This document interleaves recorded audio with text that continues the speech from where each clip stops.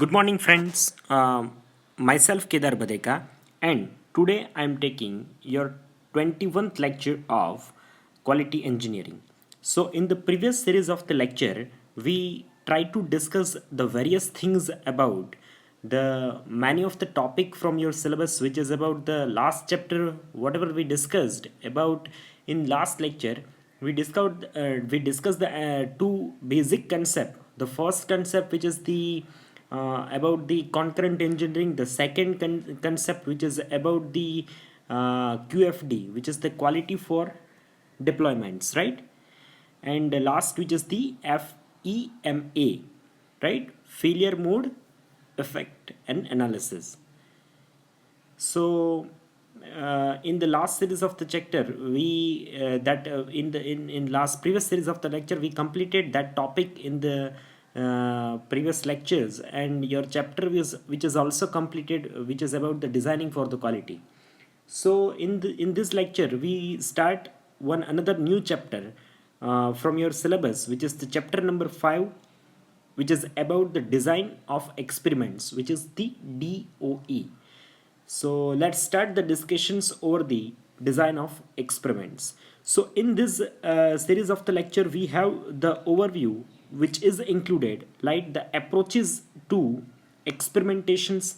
यानी ये आप मैं आपको थोड़ा और डिटेल में और आसान लैंग्वेज में अगर मैं समझाने की कोशिश करूँ, तो डिज़ाइन ऑफ एक्सपेरिमेंट ये एक ऐसी टेक्निक्स है जो हम लोग जो है वो काफ़ी सारे स्टेटिस्टिकल मेथड्स और एनालिटिकल मेथड्स को इंक्लूड करके अगर किसी करेक्ट आपको कोई सिचुएशन को पिक करना है, राइट? मैं आपको और इजी एक एग्जांपल की देने की कोशिश कर रहा हूँ. सपोज मेरे पास एक मशीन है, राइट? उसके ऊपर बेसिकली 3 पैरामीटर है. जैसे अपना लेथ है तो उसके अंदर बेसिकली 3 पैरामीटर है. स्पीड है, फीड है, डेप्थ ऑफ कट है, राइट? तो अलग अलग जो पैरामीटर्स है उनकी इफेक्ट जो है अगर मुझे स्टडी करनी है, तो मैं एक सेट ऑफ एक्सपेरिमेंट्स जो है वो प्लान करूँगा, राइट? उस सेट ऑफ एक्सपेरिमेंट्स के ऊपर सपोज मैंने फीड के 10 ट्रायल ले लिए, स्पीड के 10 ट्रायल ले लिए, डेप्थ के 10 अलग अलग वेरिएंट के 10 ट्रायल्स ले लिए. उसमें से जो है वो बेस्ट कौन सा ट्रायल्स है, तो आप जो एक्सपेरिमेंट जो है वो प्लान कर रहे हो, वो जो डिज़ाइन कर रहे हो, वो किस बेसिस पे कर रहे हो, right?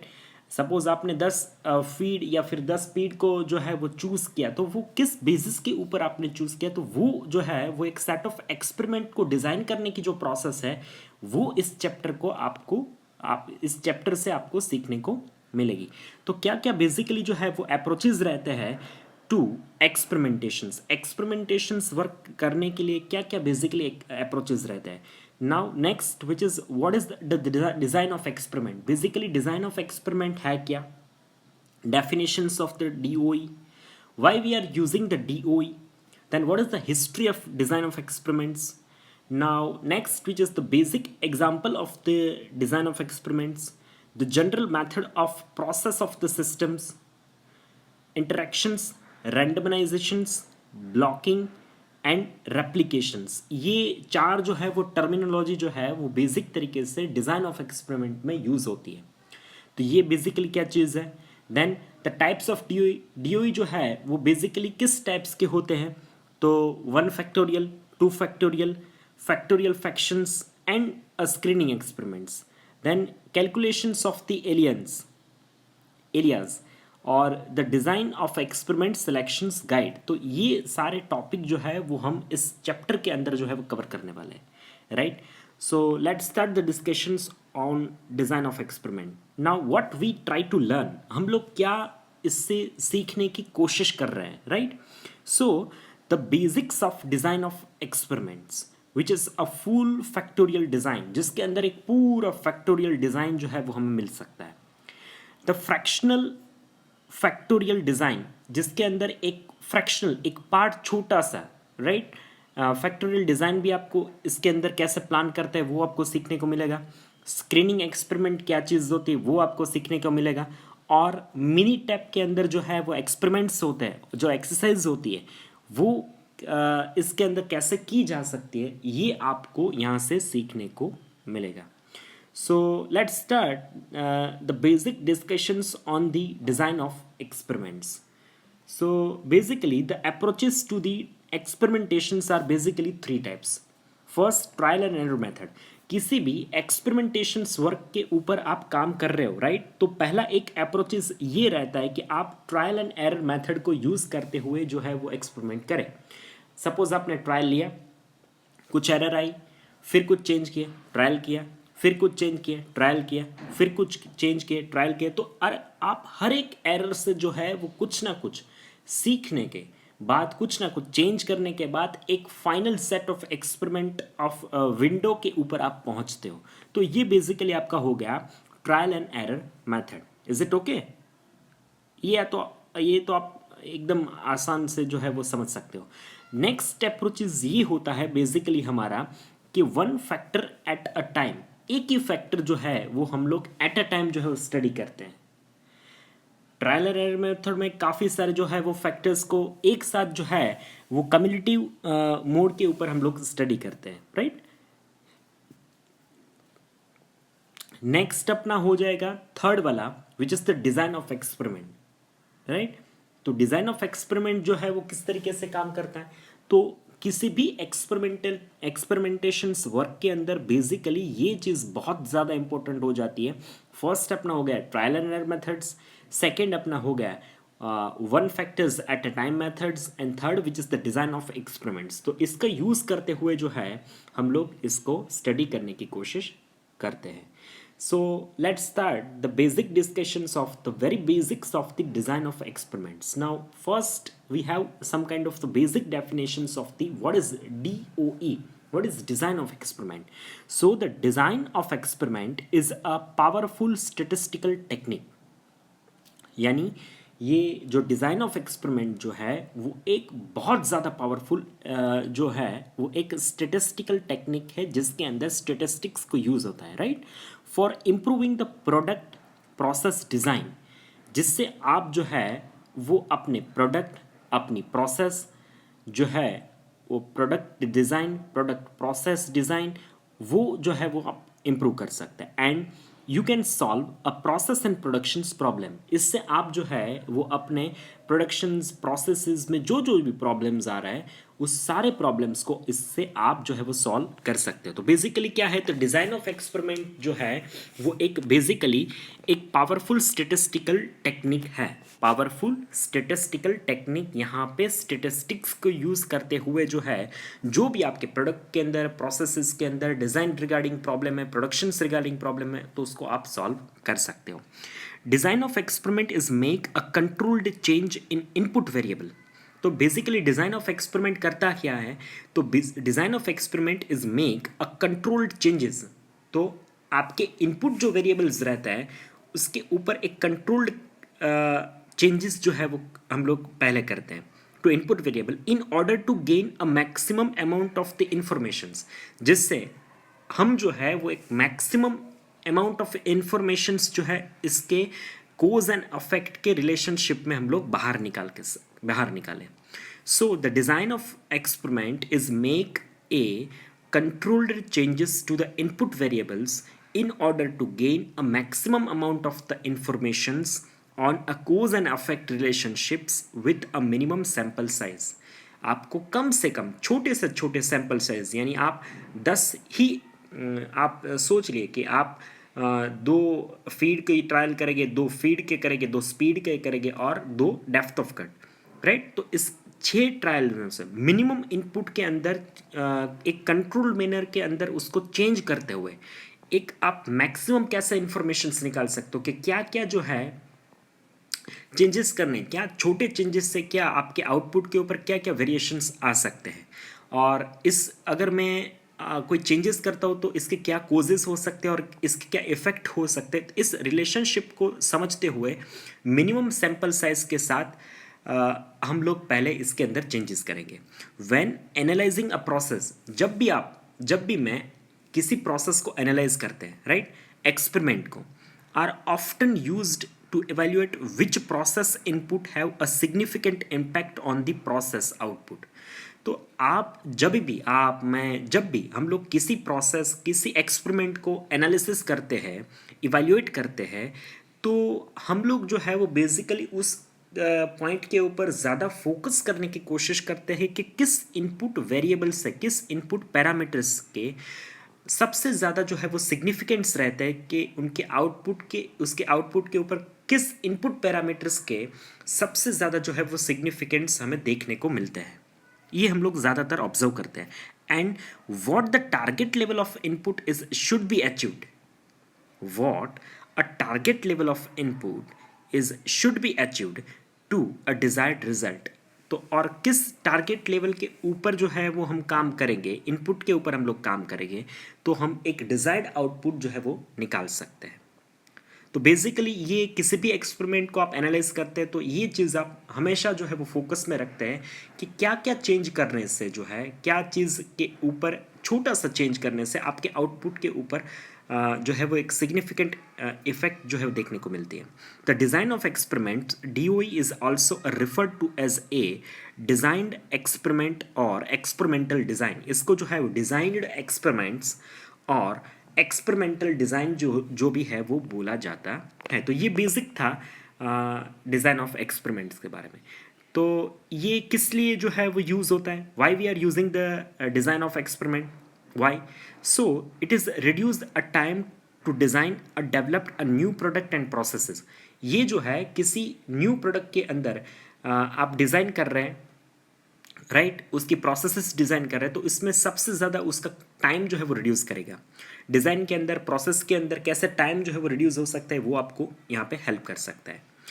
Then second which is improve the performance of the existing processes, जिससे आपकी जो भी एग्जिस्टिंग प्रोसेसेस अभी भी चल रही है किसी प्रोडक्ट के ऊपर, तो उसके अंदर जो है उसका परफॉर्मेंस इंप्रूव करने के लिए जो है वो डिज़ाइन ऑफ एक्सपेरिमेंट जो है वो काम करता है। Then improve a reliability and performance of the product. तो प्रोडक्ट की जो है इसकी रिलायबिलिटी जो है वो इम्प्रूव होती है और इसका परफॉर्मेंस जो है वो भी इम्प्रूव होता है, which is improve the reliability and the performance of the product. Then next which is achieve a product and process robustness. इससे जो है एक प्रोडक्ट की और प्रोसेस की एक रबस्टनेस जो है वो इम्प्रूव होती है। And perform evaluations of material, design alternatives, setting components and system tolerances. एक परफॉर्मेंस इवैल्यूएशंस होता है किस चीज़ का, यानी एक मटेरियल हो गया, डिज़ाइन ऑल्टरनेटिव, क्या इसके डिज़ाइन ऑल्टरनेटिव हो सकते, इसका एक परफॉर्म इवैल्यूएशंस होता है। देन सेटिंग कंपोनेंट्स के होते हैं, और एक कस्टम और सिस्टम टॉलरेंसेस के अगर इवैल्यूएशंस करना है, क्या क्या टॉलरेंसेस के अंदर इवैल्यूएशंस कर सकते हैं, तो ये इस तरीके से इस डिज़ाइन ऑफ एक्सपेरिमेंट की मदद से जो है वो हम लोग चेक कर सकते हैं। Now what is the history of design of experiment? So the design of experiment which is origin from the agriculture origin from 1918 to 1940s. So R.A. Fisher and his co-worker is firstly used the design of experiment. His profounded impact on the agriculture science. इसका सबसे पहला जो impact जो है वो agriculture science के ऊपर देखा गया था. Then profound impact on the agriculture science and the factorial design which is the ANOVA. तो फैक्टोरियल डिज़ाइन जो अभी जो है उसको भी यूज़ करके, एनोवा को यूज़ करके जो है इसको देखा गया था। The first industrial era which is 1951 and let in 1970s। तो फर्स्ट इंडस्ट्रियल एरा के अंदर जहाँ से एक इंडस्ट्रियल रिवॉल्यूशन स्टार्ट हुआ 1951 से 1970 तक, the box and Wilson which is response the surfaces and applications in the chemical and process industries, जिन्होंने इसका जो है यूज़ केमिकल और प्रोसेस इंडस्ट्रीज़ के अंदर 1951 से 1970 तक करने का स्टार्ट किया। The second industrial era which start from the 1970 to 1990, the quality improvements initiatives in many companies. काफ़ी सारी कंपनीज के अंदर एक क्वालिटी इम्प्रूवमेंट तरीके के जो है वो एक रिवॉल्यूशंस जो है काफ़ी सारी कंपनीज में हो रहे थे। Then CQI and TQM is where important ideas and become the management tool. जैसे क्वालिटी सर्कल इंडेक्स और ये बोल सकते हैं टोटल क्वालिटी मैनेजमेंट जो है वो एक तरीके से एक रिवॉल्यूशंस, एक बेसिक आइडिया बन चुके थे जो काफ़ी सारे कंपनीज के अंदर जो है वो management as a tool, management tool के तौर पे वो लोग यूज़ करते थे.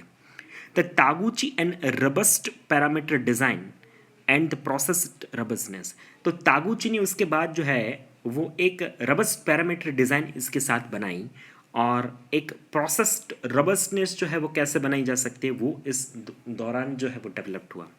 The modern era economic competitiveness and the globalisation is driving.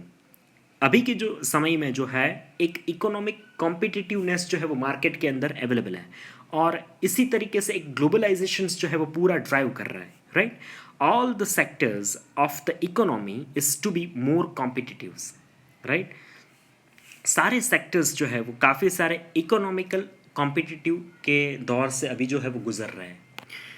तो इस हिसाब से जो है वो एक तरीके से डेवलपमेंट इसका हुआ था. अगर मैं आपको कुछ बताने की कोशिश करूँ इसके एग्जांपल्स, तो फैक्टर्स क्या हो सकते हैं, इसके लेवल्स क्या हो सकते हैं और इसके रिस्पॉन्सेज क्या हो सकते हैं. तो first we have the variables in input variables like as we have a oven, right, and we set the timer, right. Then इसके अंदर दूसरा एक आपका है, दूसरा एग्जांपल जो है फैक्टर्स के अंदर जो है वो शुगर है. मेरे पास लेवल्स जो है वो किस लेवल तक मैं शुगर ऐड कर सकता हूँ कप में, वहाँ तक एक शुगर है. जो आपके पास एक कप है तो उसके आप बनाएंगे. फिर फ्लोर है, उसके अंदर एक कप है. फिर एग है. तो ये सारा मिला के जो है वो एज एन आउटकम जो है वो आपको क्या कैरेक्टरिस्टिक्स मिल के आएगा, which is the example characteristics of the test flavours of the consistency in the cake. आप केक बनाते हैं तो केक के अंदर क्या क्या फैक्टर्स रहते हैं. आपका एक ओवन हो गया, शुगर हो गया, फ्लोर हो गया और एग हो गया. तो ये सारे फैक्टर्स हैं, राइट. किस लेवल तक ओवन का क्या टाइमिंग होना चाहिए बेक करने के लिए, कितना शुगर लेवल होना चाहिए, कितना फ्लोर लेवल होना चाहिए, कितना एग का लेवल होना चाहिए, कितना एग क्वांटिटीज़ के अंदर होना चाहिए. तो ये सारा जो है वो सब कुछ मिला के एक जब एक केक बनेगा, एक पेस्ट्री पीस बनेगा, तो उसकी टेस्ट की जो कंसिस्टेंटी है उसके हिसाब से उसको इवैल्यूएशंस और एज ए रिस्पॉन्स जो है वो आउटपुट रिस्पॉन्स जो है वो देखा जा सकता है. Now the factors, levels and responses. तो फैक्टर्स की अगर बात करें तो factors are the input in the processes. Factors जो है वो बेसिकली इनपुट्स है प्रोसेसेस के अंदर. तो factor can be classified as either a controllable और अनकंट्रोलेबल वेरिएबल. फैक्टर्स जो है वो किस तरीके से क्लासिफाइड होते हैं, ताकि कुछ फैक्टर कंट्रोलेबल हो सकते हैं, कुछ अनकंट्रोलेबल हो सकते हैं. In this case the controllable factors are a floor. Floor को हम लोग कंट्रोल कर सकते हैं, एग को कर सकते हैं, शुगर को कर सकते हैं, ओवन को कर सकते हैं, right. The potential factors can be categorised using the causes and affect diagram. इस पोटेंशियल फैक्टर्स को जो है वो हम लोग कोजेज और अफेक्ट डायग्राम से दिखा सकते हैं, फिशबोन डायग्राम से. Now what is level? The level is represent a setting of each factors in the study. तो किस लेवल तक आप सेट करेंगे इस स्टडी के अंदर. The example which is include the oven temperature setting, oven का temperature setting, number of spoon of the sugar, number of cup of the flour and number of egg. This are the level. ये level change होने से जो है वो आपका factor का change होगा. और रिस्पॉन्स क्या मिलेगा? The response is an output of the experiment. In this case the cake is baking, the taste, the consistency and the appearance of the cake are measurable outcome, जिसको हम major कर सकते हैं. Test जो है उसको फील कर सकते हैं, टेस्ट कर सकते हैं, कंसिस्टेंसी को देख सकते हैं, राइट. अपीयरेंस जो है वो देख सकते हैं, जिससे सारे जो है वो मेजरेबल काउंटेबल है. So outcome which is potentially influenced by the factors and their respective levels. तो ये factors और इसके respective levels जो है वो change हो गए, तो इसका सारा response जो है वो आपको इस डिज़ाइन ऑफ एक्सपेरिमेंटल के आउटपुट के ऊपर देखेगा. तो general model of a process of the system we can say that a controllable factor which is x1 x2 unable to the x3 up to the xp, right. जब process जो है वो uncontrollable factors के अंदर बात करें तो which is the z1 to the zn और zq, where we are inputting some factors, it will be processed and we can get some kind of the output, right. So let's see, there is a key terminology are used in the design of experiments, which is the iterations,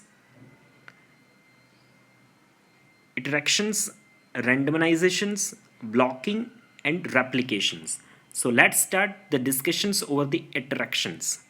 Sometimes the factor is it is do not behave the same when they are locked at together as when they are alone. This is called as a interactions. जो सारे factors जो है वो अगर इकट्ठे कुछ काम कर रहे हैं तो कुछ वो प्रॉपर तरीके से एक हो सकता है ना कि आप ग्रुप में काम करो और अकेले काम करो तो दोनों चीज़ अलग हो जाती है. इसी तरीके से इस चीज़ को जो है वो इंटरेक्शंस जो है वो इंटरेक्शंस जो है वो बोला जाता है. So interaction plot is can be used to visualize a possible interactions between the two and more factors. दो अलग अलग दो या ग्रुप ऑफ द इंटरेक्शंस जो फैक्टर्स होते हैं वो किस तरीके से बिहेव करते हैं और अकेला कोई फैक्टर्स जो है वो किस तरीके से बिहेव करता है. A parallel lines in the interaction plot is indicated no interactions. The togetherness, the difference in the slope between the lines, the higher the degree of interactions. However, the interaction is plot is doesn't alert you if the interaction is statistically significant. The interactions plot are must often used to visualize the interactions during the ANOVA or design of experiment. Then the randomizations. So randomizations is what is that? The randomization is a statistical tool. ये एक statistical tool है which is used to minimize a potential uncontrollable biases. जो uncontrollable जो factors जो है उसके biases है उसको मिनिमाइज करने के लिए रैंडमाइजेशन यूज होता है. In the experiments by randomly assigning the material पर peoples orders that a experimental trial are conducted or any other factors are not under the control of the experimental meters, right? A randomizations of the run order is needed to minimize the impact of those variable which is outside the experiment that we are not studying. Then which is the blocking. A blocking is a technique which is used to increase the precisions of an experiment by breaking the experiments into the homogeneous segment. Blocking जो है वो एक ऐसा factors है जिसको जो है वो किसी भी एक्सपेरिमेंट की प्रिसीजन्स लेवल को इम्प्रूव करने के लिए यूज़ होता है. कैसे? तो कि उस एक्सपेरिमेंट को छोटे छोटे सेगमेंट में कट करके the block or the clusters or the strata in order to control any potential block to block variety. The blocking is meant to run all the combinations at one level before running all the treatment combinations at the next level. The experimental run within the block is must be randomized. Then the replications. A replication is making a multiple experimental run for experimental combinations. This is one approach to determine the common cause variations in the process so that we can test effect for the statistical significance. The repetitions of the basic experiments without changing any factor settings allows the experimental to estimate the experimental error in the system used to determine whether the observed differences in that data are real, just noise, allow the experimental to obtain more statistical powers. So this is all about the replications. तो आज के lecture के अंदर हमने basic जो things थी वो design of experiments के बारे में स्टडी करने की कोशिश की है. आई होप आपको ये सारी चीज़ जो है वो एक बैटर लेवल के अंदर आपको समझ में आई होगी. आगे का डिस्कशंस जो है वो नेक्स्ट सीरीज़ ऑफ लेक्चर्स के अंदर हम लोग डिस्कस करेंगे. अगर इस टॉपिक के अंदर अब तक जो हमने समझा उसमें कोई डिफ़िकल्टीज़ है तो आप अपने क्वेश्चंस डाउट जो है वो हमें कमेंट सेक्शंस में पूछ सकते हैं. लेक्चर देखने के बाद आपको अपना एनरोलमेंट नंबर जो है वो आपको लिख देना है कमेंट सेक्शंस में, जो कि आपका ऑनलाइन अटेंडेंस जो है वो गिना जाएगा. So this is all about the today's lecture. Thank you so much for watching this video lecture.